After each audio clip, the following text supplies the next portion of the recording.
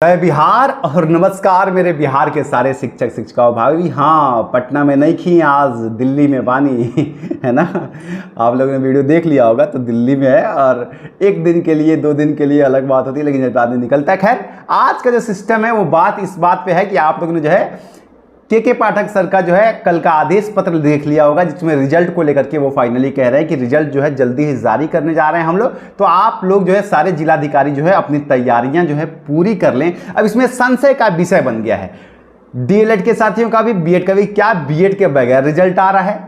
क्या हो रहा है इसमें? रिजल्ट सच में आ रहा है? क्या आ रहा है तो किस तरीके से आ रहा है? सेंट्रलाइज सिस्टम से मैंने ही आपको सबसे पहले बताया था ना, चाहे आज बीएड हो या डीएलएड हो, मैंने कहा था सेंट्रलाइज सिस्टम से आपका जो है सेंटर अलॉट होगा, आपको सिस्टम से मिलेगा और वही होगा प्रक्रिया। आपको स्कूल जो भी आवंटन करना है वो सब सेंट्रलाइज सिस्टम से होने वाला है। तो ये तमाम चीजें हैं, उसको लेकर के आप लोग के लगातार सवाल आ रहे हैं कि रिजल्ट का क्या है। तो इसको लेकर के चलिए मैं आप लोगों के बीच में आ गया हूं, जो कि जानकारी आई है मेरे सामने, मेरे सक्षम है। देखिए, रिजल्ट 2 तरीके से बना के रखा गया है। 2 तरीके का रिजल्ट है आज की डेट में बिहार सरकार के पास, जो मेरी जानकारी है। माइट बी रॉन्ग, लेकिन मैं रॉन्ग होता कितना हूं ये आप डिसाइड कीजिएगा।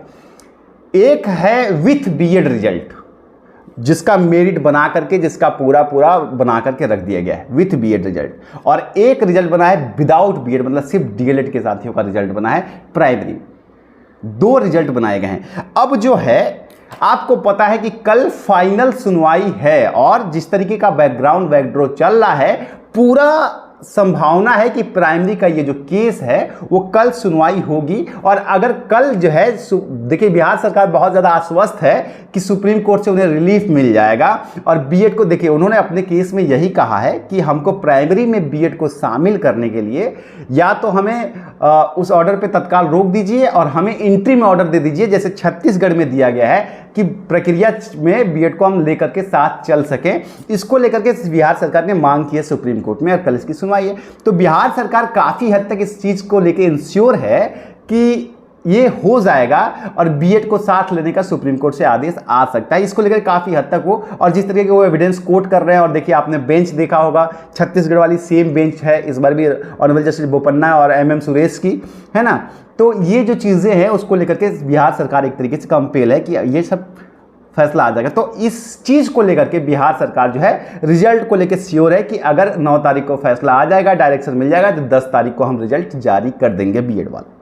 लेकिन अगर ऑनरेबल सुप्रीम कोर्ट से कल फैसला नहीं आता है या रिलीफ नहीं मिलता है, तो उस स्थिति में हो सकता है कि सिर्फ डीएलएड वाला जो रिजल्ट बनाया हुआ है वो भी जारी कर सकती है सरकार। लेकिन यहां पे तब आपके लिए डिले होने का, रिजल्ट डिले होने का संभावना है कि उसके बाद हो सकता है आपका रिजल्ट डिले हो जाए। अगर सुप्रीम कोर्ट कल या तो फाइनल कर दे कि मतलब या तो यस कर दे या नो कर दे, ये आप समझ लीजिए, ये रिजल्ट 10 को तभी आ सकता है कि या तो सुप्रीम कोर्ट कल ये कह दे कि ठीक है बीएड को आप लेकर के जाइए, तब रिजल्ट आपका 10 को देखने को मिलेगा, विथ बीएड प्राइमरी में आपका रिजल्ट आएगा, ठीक है। और अगर सुप्रीम कोर्ट ने यह कह दिया कि नहीं बीएड के बिना ही आपको रिजल्ट निकालना पड़ेगा, बीएड को पीआरटी में शामिल नहीं करेंगे, तब भी आपका रिजल्ट आ जाएगा, बीएड को बाहर करते हुए डीएलएड वाला जो रिजल्ट है वो जारी कर दिया जाएगा।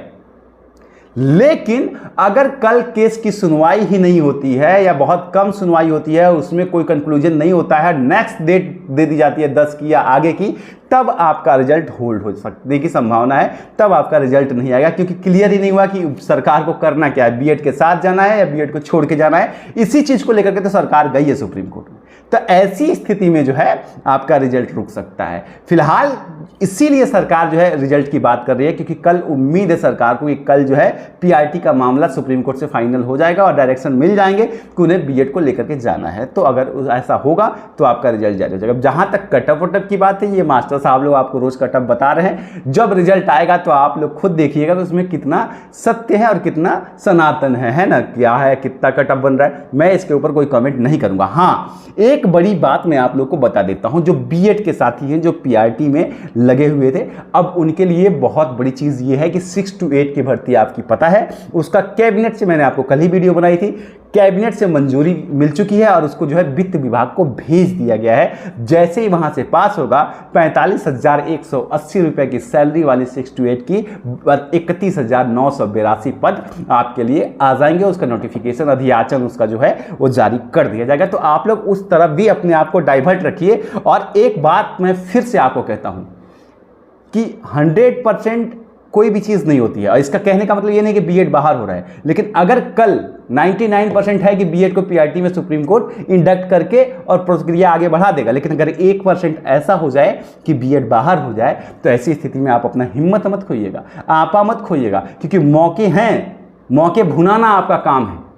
70,000 की भर्ती अगर आ रही है, 32,000 की भर्ती अगर आपकी 6 to 8 की आ रही है, उसके बाद 9 से 10 की आ रही है, 18,880 की, 11 में 18,830 की, तो इतनी भर्तियां आपके पास उसके बाद भी हैं। आपको पढ़ाई करनी है और तैयारी करनी है और एक भर्ती लेनी है।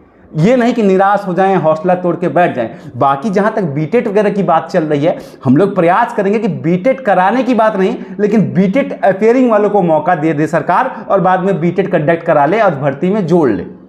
इसकी मांग हम लोग कर लेंगे कि ये कर ले। सब्जेक्ट कॉम्बिनेशन को लेकर के जो चीजें लगातार आ रही हैं वो इतना भी ज़्यादा सही नहीं है, क्योंकि सब्जेक्ट कॉम्बिनेशन को लेकर के सरकार कुछ रिलीफ आपको देने की पूरी संभावना है कि सरकार आपको कुछ रिलीफ दे देगी सब्जेक्ट कॉम्बिनेशन को लेकर। जिनका सब्जेक्ट कॉम्बिनेशन नहीं बन रहा है उनको हो सकता है किसी और सब्जेक्ट के साथ कंपाइल कर लिया जाए। ठीक है, तो ये तमाम चीज़ें हैं। तो इसलिए जो है 10 तारीख के रिजल्ट को लेकर के आप लोग सिक्योर हैं तो सिक्योर रहिए, लेकिन इसको 100% आप लोग मत मानिए, क्योंकि ये जो है टिका हुआ है सुप्रीम कोर्ट के फैसले के ऊपर।